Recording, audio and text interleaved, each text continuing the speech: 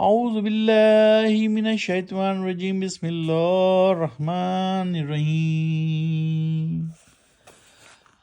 قال یا قوم ارحتی اعز علیکم من اللہ واتخذتموه وراءکم ظہریا ان ربی بما تعملون محیط۔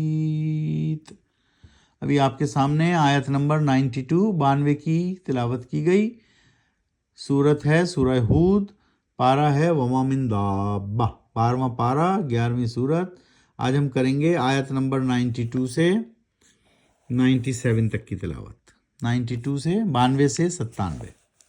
92 کے معنی دیکھتے ہیں۔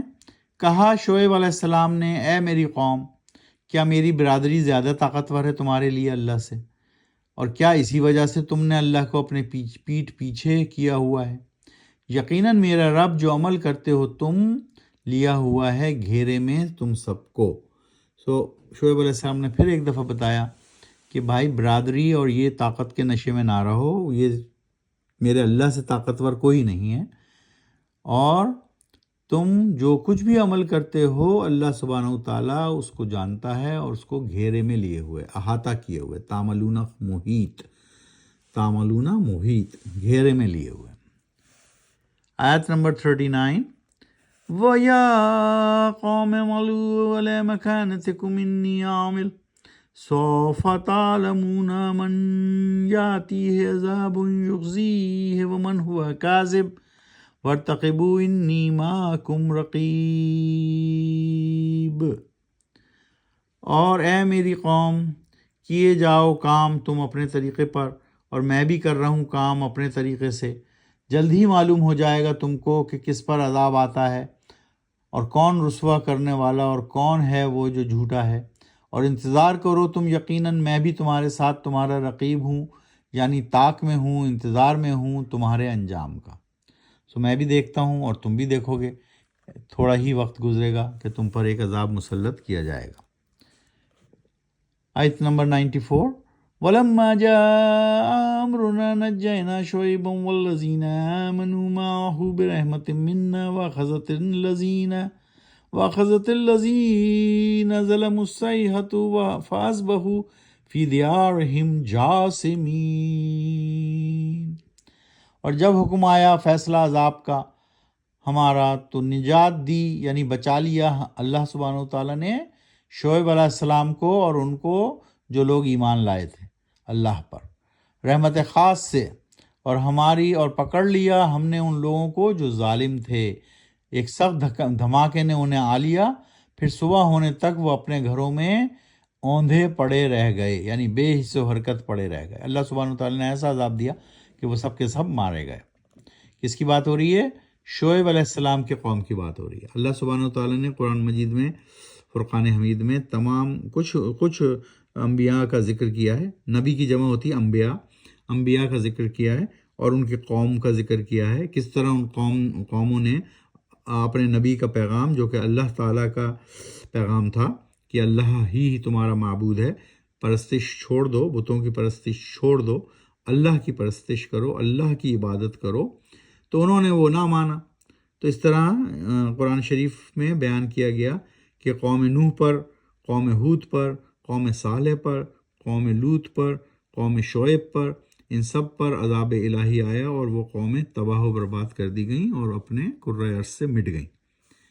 ابھی ہم پڑھتے ہیں 95۔ کان لم یغنوا فیہا لا بعدا لمدین کما بعدت ثمود۔ جیسا کہ وہ مستغنی ہوں، یعنی کبھی نہیں رہے ہوں ان گھروں میں، یعنی ایسا ختم کر دیا اللہ سبحانہ، جیسے کہتے ہیں صفائے ہستی سے مٹا دینا، تو ایسا ختم کر دیا انہیں جیسا کہ وہ کبھی تھے ہی نہیں۔ آگاہ رہو مدین والوں پر پھٹکار، یعنی لعنت پڑی جیسے سمود پر۔ تو یہ ساری قومیں تھیں، قوم سمود، اور یہ سارے قوم ہود، قوم صالح، قوم نوح، پھر قوم لوط، اور اب قوم شعیب، یہ سب قومیں تھیں۔ تو اللہ سبحانہ وتعالیٰ حضرت صلی اللہ علیہ وسلم کو ان تمام انبیاء اور ان کی قوموں کا ذکر کر رہے ہیں۔ وَلَقَدْ أَرْسَلْنَا مُوسَىٰ بِآيَاتِنَا وَسُلْطَانٍ مُّبِينٍ اور یقیناً بھیجا تھا ہم نے موسیٰ کو اپنی آیات اور نشانیوں کے ساتھ اور سلطانن غلبے والے معجزات کے ساتھ. ہم نے موسیٰ کو بھیجا پھر سارے معجزوں کے ساتھ. 97 اِلَىٰ فِرْعَوْنَ وَمَلَئِهِ فَاتَّبَعُوا أَمْرَهُ فرعون فَاتَّبَعُوا أَمْرَ فِرْعَوْنَ وَمَا أَمْرُ فِرْعَوْنَ بِرَشِيدٍ. فرعون کی طرف بھیجا کس کو؟